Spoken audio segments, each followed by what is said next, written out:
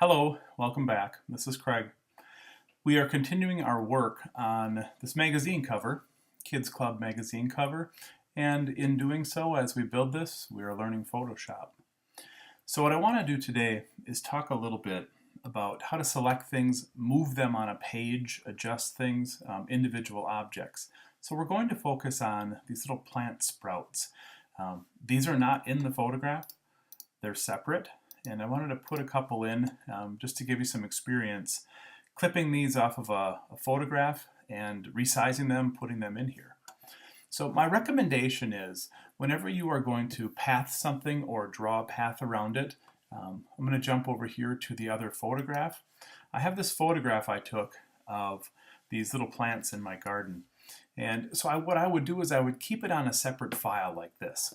And as we work with the paths, it'll become kind of evident as to why we do that. But the main reason is your paths will stay with this file. They will stay the same size and they will stay fit to the outside edge after you draw them. So I've always found it a little bit easier to keep these intricate pieces like this separate in a separate file. And when we're done, we can copy them and paste them onto a separate layer in our final magazine cover.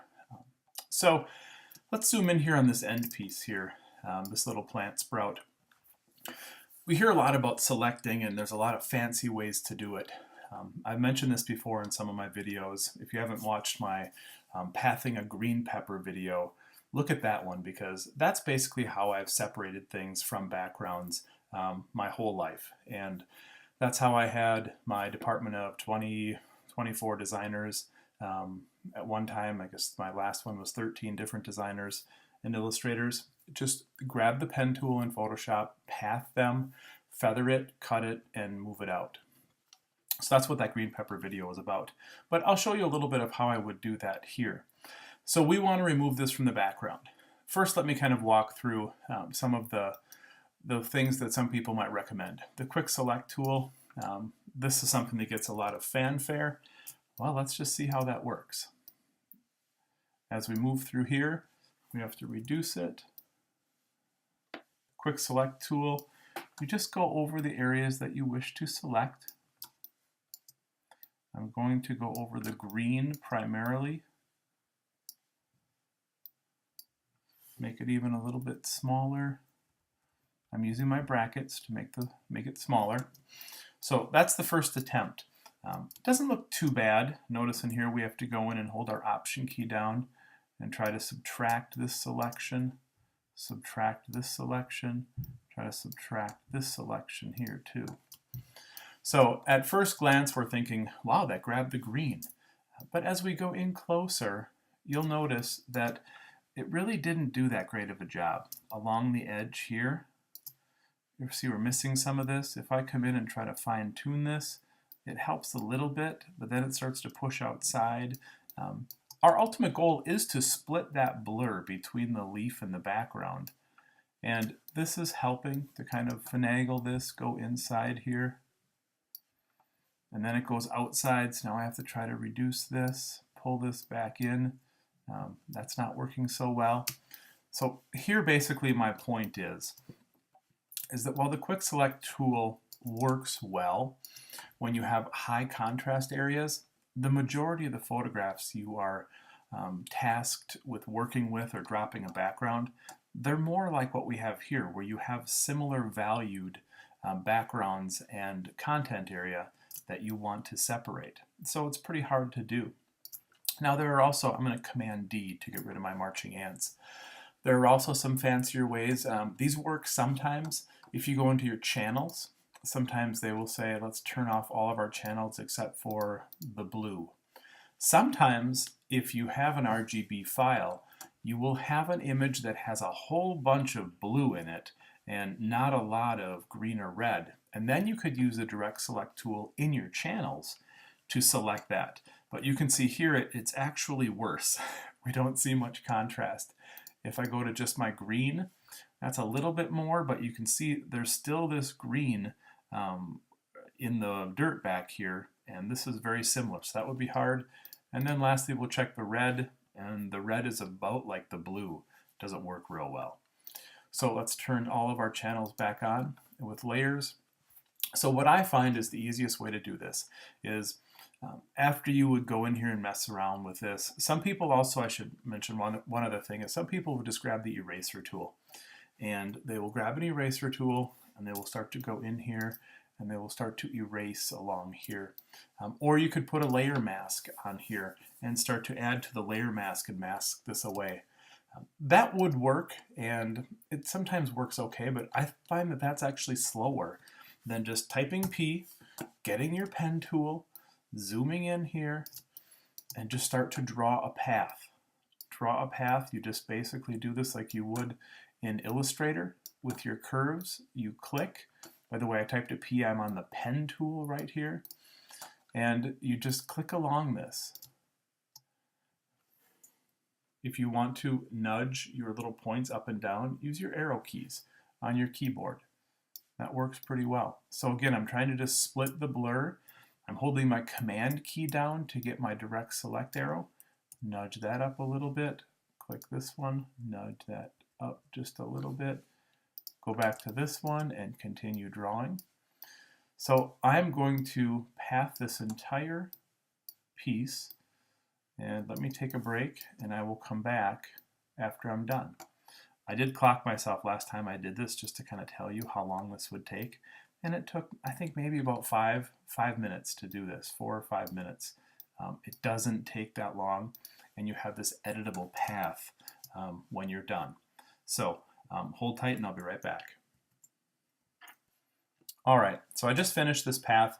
It did take about 4 or 5 minutes, and if you can do it faster with a layer mask and the eraser tool, or the paintbrush, I should say, on the layer mask, I'm all for it. But I just find this way to work a lot better. And now I have, notice I'm in my paths here.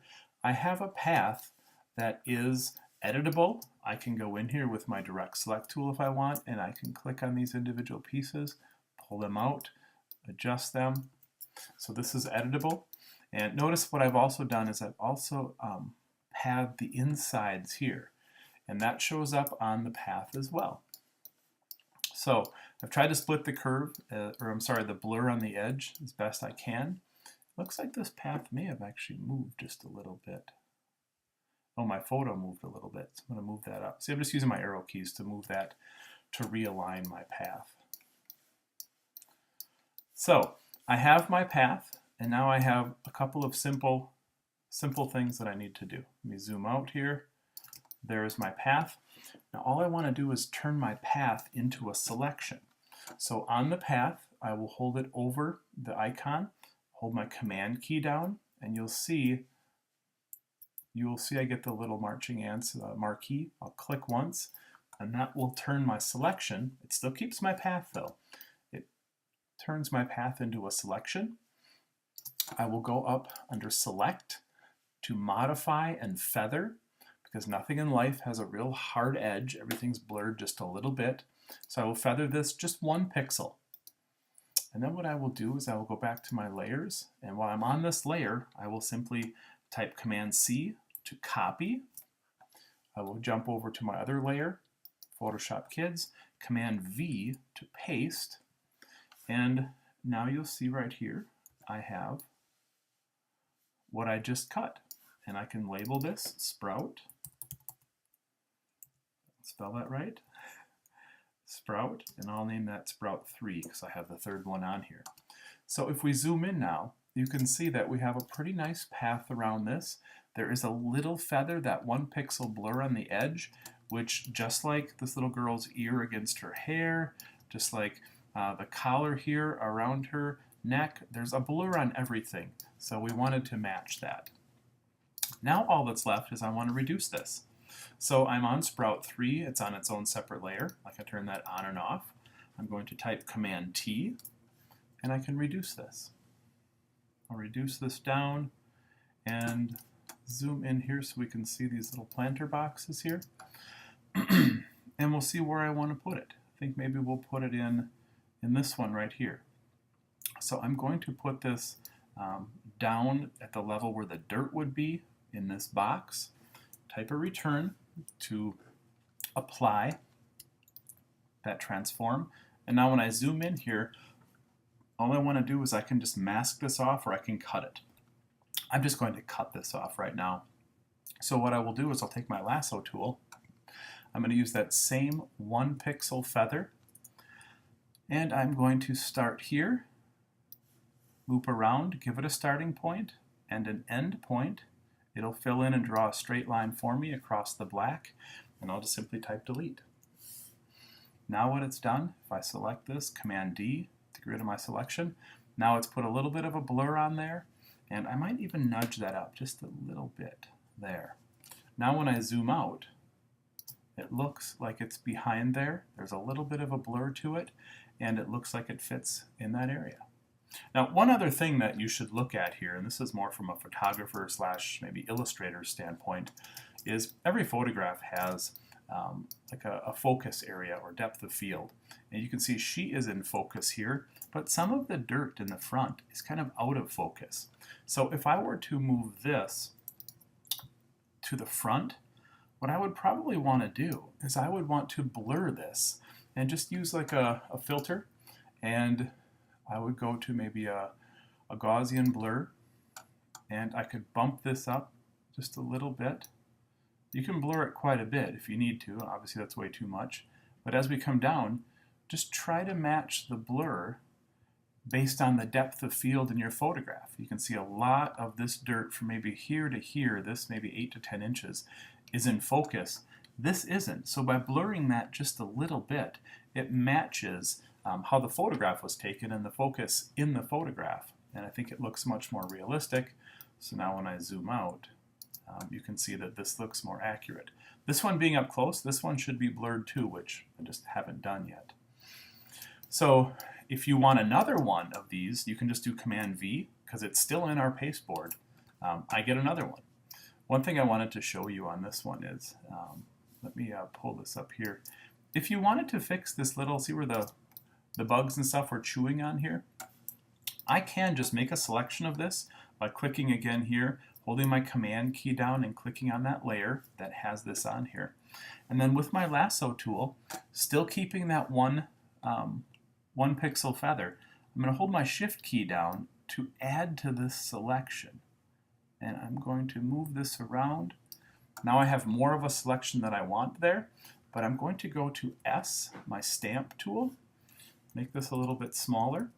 And now what will happen is if I hold my Option key down, I'll sample this green up here, and I can stamp it into here.